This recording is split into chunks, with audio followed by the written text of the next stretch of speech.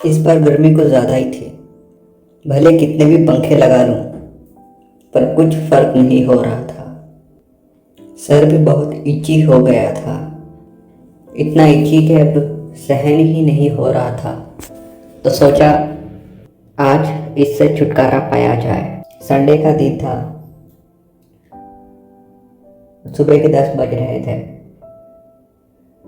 मैं घर से निकला सलून जाने के लिए, पर जैसे सलून पहुंचा तो देखा आज सलून बंद है। बोर्ड पे लिखा हुआ था सुबह 9 बजे से लेके रात के 9 बजे तक सलून खुली रहेगी, पर आज बंद थी। मैं निराश होकर फिर से घर की ओर निकल पड़ा। घर जाते समय मुझे प्रिया आंटी दिखी। प्रिया आंटी मेरे पास वाली बिल्डिंग में सेम फ्लोर पर ही रहती थी।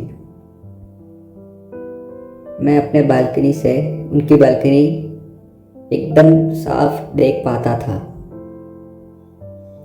मैं प्रिया आंटी के पास गया और उनसे पूछा कोई मदद चाहिए।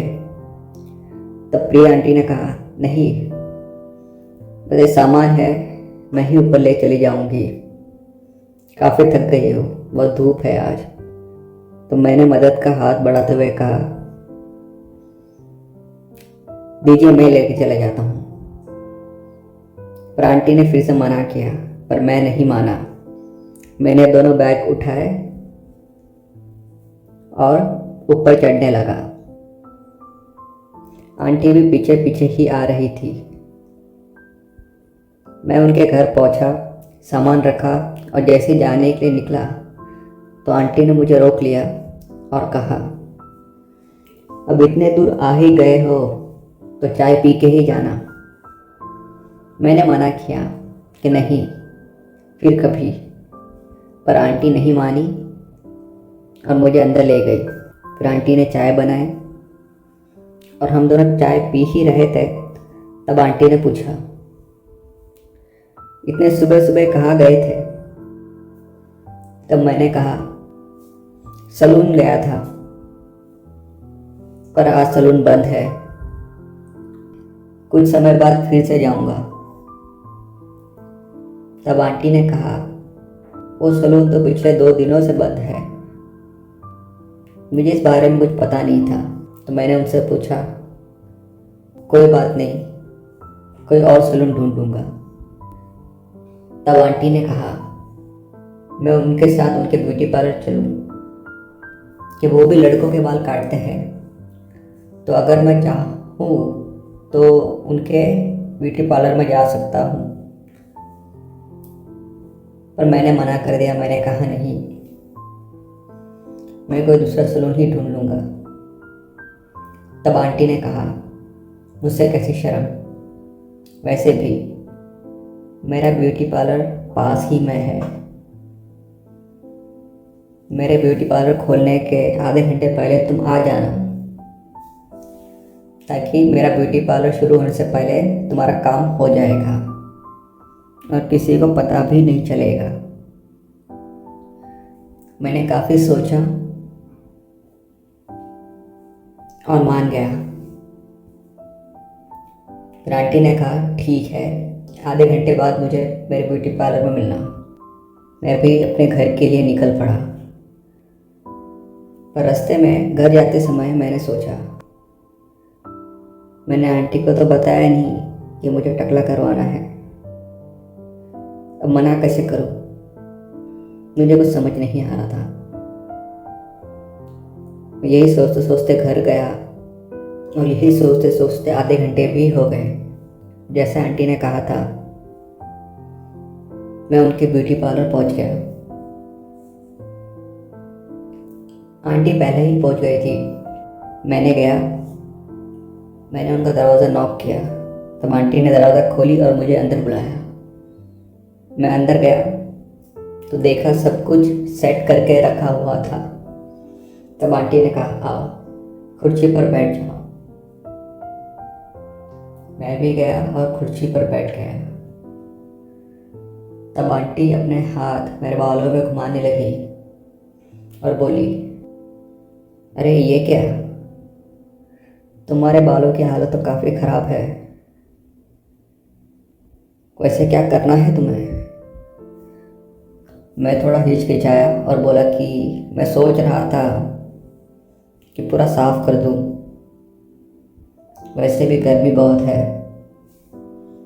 और जब तक बाल वापस उगेंगे तब तक गर्मी का मौसम भी निकल जाएगा। आंटी भी उनके हाथ मेरे बालों में फिराते हुए बोली, हाँ यही सही है, इन बालों को काट के भी कुछ फ़ायदा नहीं। फिर उन्होंने अलमारी से एक सफ़ेद कपड़ा निकाला और मेरे गले पर बांध दिया। फिर उन्होंने पानी की बोतल ली और मुझ पे स्प्रे करने लगी। काफ़ी समय तक उन्होंने मेरे बालों पे पानी स्प्रे किया जब तक मेरे बाल गीले हुए।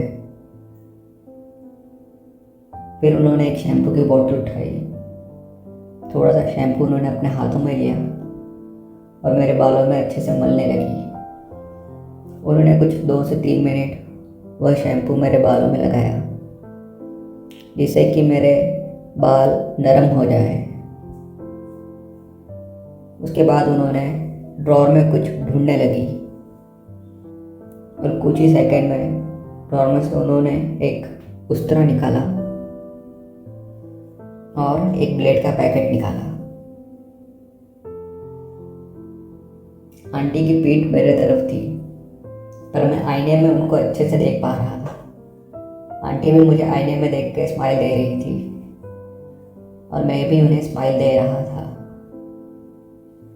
फिर आंटी ने ब्लेड ली, उस्तरे में लगाई और मेरे पीछे आके खड़ी हो गई।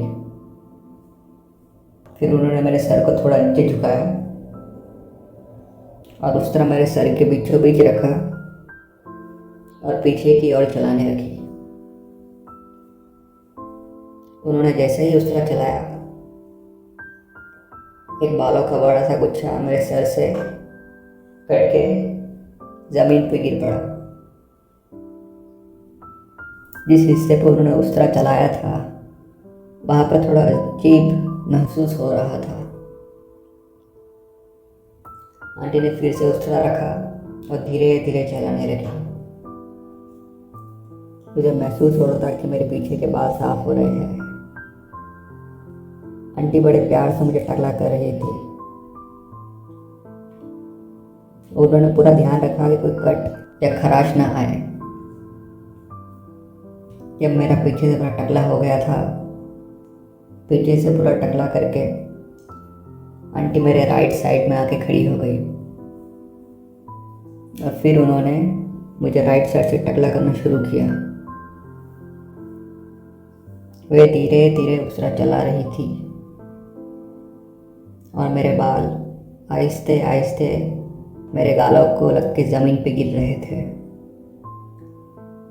फिर वो लेफ़्ट साइड में आई और लेफ़्ट साइड से भी टकला कर दिया। फिर आंटी ने पानी की बोतल उठाई और मेरे ऊपर के बालों पे थोड़ा सा स्प्रे किया और उसमें अच्छे से हाथ मला।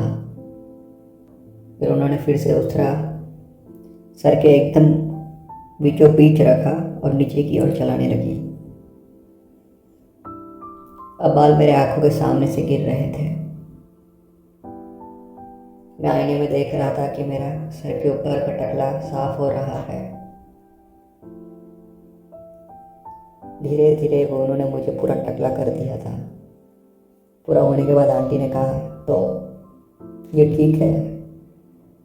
मैंने भी अपने आप को दाएं और बाएं से देखा और कहा, हाँ ठीक ही लग रहा है। तब आंटी ने कहा, रुको थोड़ा और चिकना कर लेते हैं, गर्मियों को वक्त है अभी तक, तो जितना लेट तुम्हारे बाल उगेंगे उतना ही अच्छा। मैंने भी सर झुका के उनसे हाँ कहा। तब आंटी ने पानी लिया और मेरे पूरे सर पे फिर से छिड़का और फिर से थोड़ा सा शैम्पू लिया और मेरे सर पे मलने लगी। पर इस बार ज़्यादा टाइम नहीं लगा उन्हें।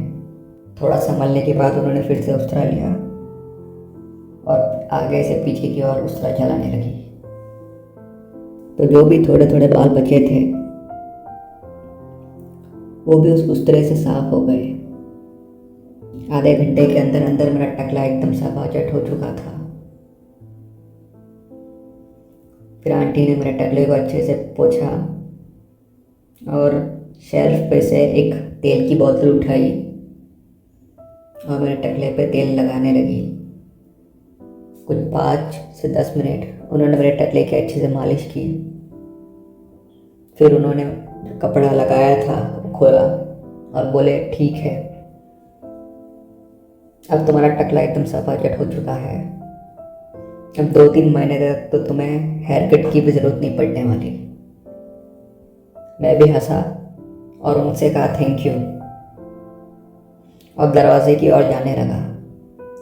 तब आंटी ने कहा, एक काम करो, तुम्हारे बाल बहुत ज़्यादा ख़राब हो चुके थे तो 2 दिन के बाद फिर से आना, तुम्हें फिर से टकला कर दूंगी जिससे कि तुम्हारे नए बाल अच्छे से उगेंगे।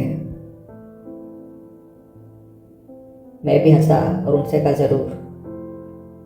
यह कह के मैं बाहर निकल आया। जब मैं घर की ओर जा रहा था तब आंटी भी दरवाजे पर आई और मुझे देख रही थी। धूप से मेरा टकला काफ़ी चमक रहा था। फिर मैं अपने घर गया और फ्रेश हो गया। उसी दिन शाम को मैं बालकनी में बैठा था और आंटी भी सामने वाली बालकनी में ही बैठी थी।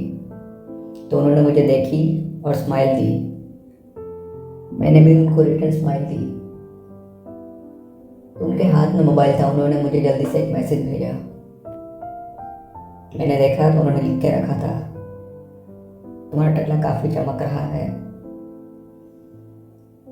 मैंने भी रिप्लाई किया, हाँ, बस आप ही की बदौलत।